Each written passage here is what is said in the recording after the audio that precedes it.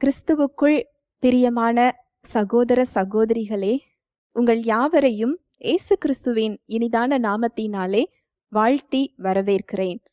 தேவனுடைய வார்த்தை சொல்லுகிறது, சத்தியத்தையும் அறிவீர்கள், சத்தியம் உங்களை விடுதலையாக்கும் என்று சொல்லுகிறது. இன்றைய சிந்தனைக்கு எடுத்துக்கொண்ட வேத வசனம் அப்போஸ்தலர் 1:8. பரிசுத்த ஆவி உங்களிடத்தில் வரும்போது நீங்கள் பலனடைந்து எருசலேமிலும் யூதேயா முழுவதிலும் சமாரியாவிலும் பூமியின் கடைசி பரியந்தமும் எனக்கு சாட்சிகளாயிருப்பீர்கள் என்றார். ஹல்லேலூயா, பிரைஸ் தி லார்ட். பரிசுத்த ஆவி உங்களிடத்தில் வரும்போது நீங்கள் பலனடைந்து எருசலேமிலும் யூதேயா முழுவதிலும் சமாரியாவிலும் பூமியின் கடைசி பரியந்தமும் எனக்கு சாட்சிகளாய் இருப்பீர்கள் என்றார். இந்த வார்த்தை ஆண்டவராகிய இயேசு கிறிஸ்து அவருடைய சீஷர்கள் அப்போஸ்தலர்களை பார்த்து சொன்னது. எப்போ அப்படின்னா, அவர் உயிர்த்தெழுந்த பிறகு நீங்க பரிசுத்த ஆவியை பெற்றுக்கொள்ளும் வரைக்கும் நீங்க எங்கேயும் போக வேண்டாம், எருசலேமில் காத்து கொண்டிருங்கள். ஹல்லேலூயா, பிரைஸ் தி லார்ட். எருசலேம்ல நீங்க காத்துக்கிட்டு இருங்க. அங்க பரிசுத்த ஆவியானவர் உங்களிடத்தில் வரும் பொழுது என்ன நடக்கும் அப்படிங்கறத சொல்கிறார். மறுபடி வாசிக்கலாம். பரிசுத்த ஆவி உங்களிடத்தில் வரும்போது நீங்கள் பலனடைந்து எருசலேமிலும் யூதேயா முழுவதிலும் சமாரியாவிலும் பூமியின் கடைசி பரியந்தமும் எனக்கு சாட்சிகளாயிருப்பீர்கள் என்றார். பரிசுத்த ஆவியானவர் நமக்குள் எதற்காக இருக்கிறார்? அவர் என்ன செய்து கொண்டிருக்கிறார்? நாம் எப்படி அவருடைய பலத்தை பெற்றுக்கொள்கிறது? ஏன்னா இங்க ஊழியத்தை ஆரம்பிக்கிறதற்கு முன்னால் யாரை பெற்றுக்கொள்ள சொல்லுகிறார்? பரிசுத்த ஆவியானவர். பரிசுத்த ஆவியானவர் எனக்குள் இருக்கிறாரா அப்படி நீங்க கேள்வி கேட்டீங்க அப்படின்னா வாசிக்கலாம். யோவான் 16:7. நான் உங்களுக்கு உண்மையை சொல்லுகிறேன், நான் போகிறது உங்களுக்கு பிரயோஜனமாய் இருக்கும். நான் போகாதிருந்தால் தேற்றரவாளன் உங்களிடத்தில் வரார். நான் போவேனேயாகில் அவரை உங்களிடத்திற்கு அனுப்புவேன். இது எப்பொழுது சொல்லப்பட்ட வார்த்தை அப்படின்னா, அவருடைய சிலுவை பாடுகளுக்கு முன்பதாக சீஷர்களிடம் சொல்லப்பட்ட வார்த்தை. அந்த சிலுவை பாடுகளை சொல்லும் போது அங்க சீஷர்கள் என்ன செய்யறாங்கன்னா, கலக்கம் அடைகிறாங்க, பயம் கொள்றாங்க, வருத்தம் அடைகிறாங்க.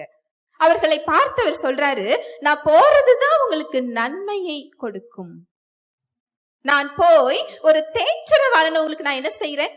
அனுப்புகிறேன்.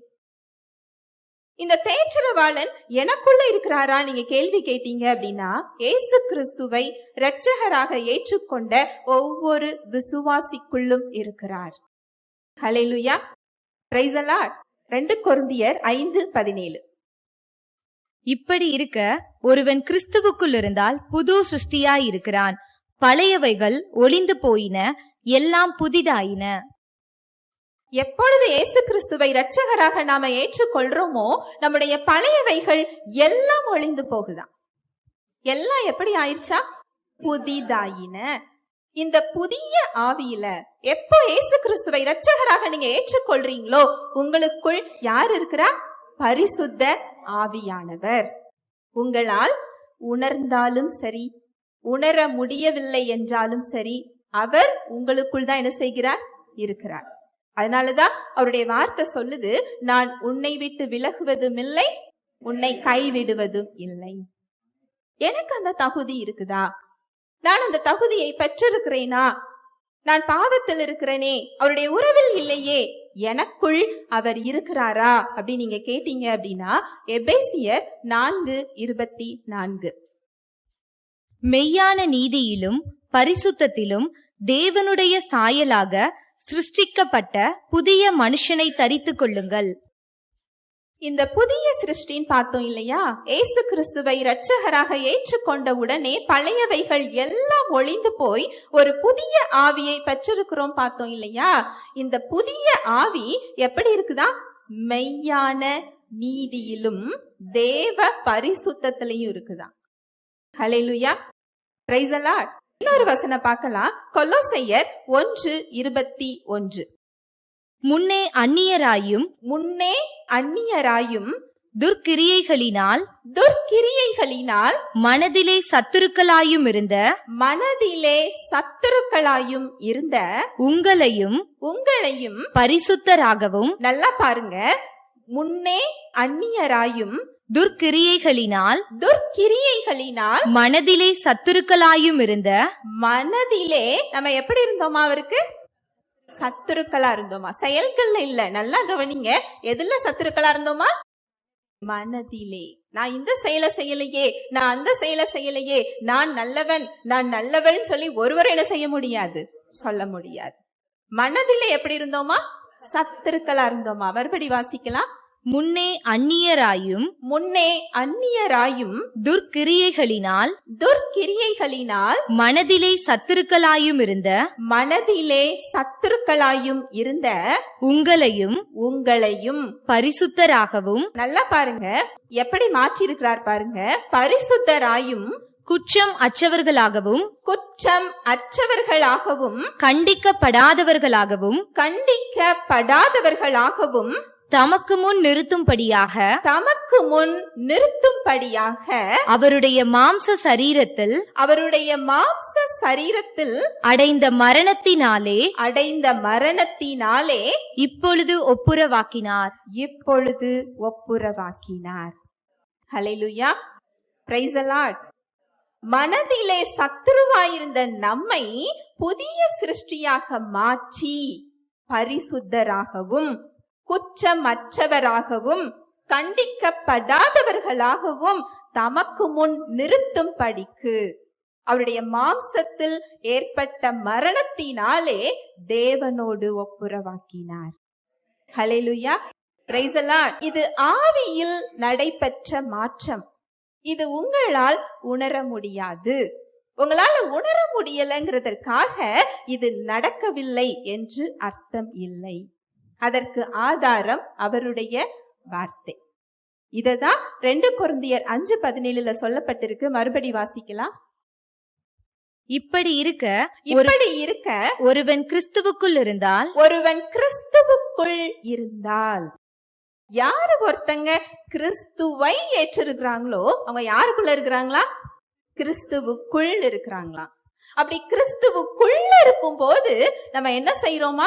பரிசுத்தராக மாற்றப்பட்டிருக்கிறோம், குற்றமற்றவராக மாற்றப்பட்டிருக்கிறோம், கண்டிக்கப்படாதவர்களாக மாற்றப்பட்டிருக்கிறோம். எங்க? நம்முடைய ஆவியில், புதிய ஆவியில்.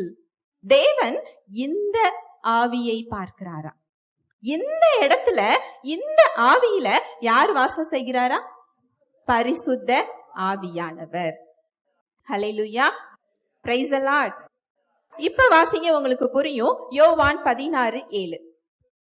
நான் உங்களுக்கு உண்மையை சொல்லுகிறேன், நான் போகிறது உங்களுக்கு பிரயோஜனமாயிருக்கும். நான் போகாதிருந்தால் தேற்றரவாளன் உங்களிடத்தில் வரார். நான் போவேனேயாகில் அவரை உங்களிடத்திற்கு அனுப்புவேன். ஹல்லேலூயா, பிரைஸ் தி லார்ட். அவர் மாம்ச சரீரத்தில் அவர் என்ன பாடுகளை பட வேண்டுமோ, என்ன செயல்களை செய்ய வேண்டுமோ எல்லாவற்றையும் செய்து முடித்துவிட்டு, அவர் மாம்சத்துல ஒரு நேரத்துல ஒரு இடத்துல தான் என்ன செய்ய முடியும்? இருக்க முடியும். பரிசுத்த ஆவியானவராக இப்பொழுது நாம் எல்லாருடைய ஆவியிலும் அவர் என்ன செய்து கொண்டிருக்கிறார்? வாசம் செய்து கொண்டிருக்கிறார். ஹல்லேலூயா, பிரைஸ் தி லார்ட். பரிசுத்த ஆவியானவர் தாமே தேவ வார்த்தையோடு கூட உங்கள் யாவரோடும் இடைப்பட்டார் என்பதை விசுவாசிக்கிறேன்.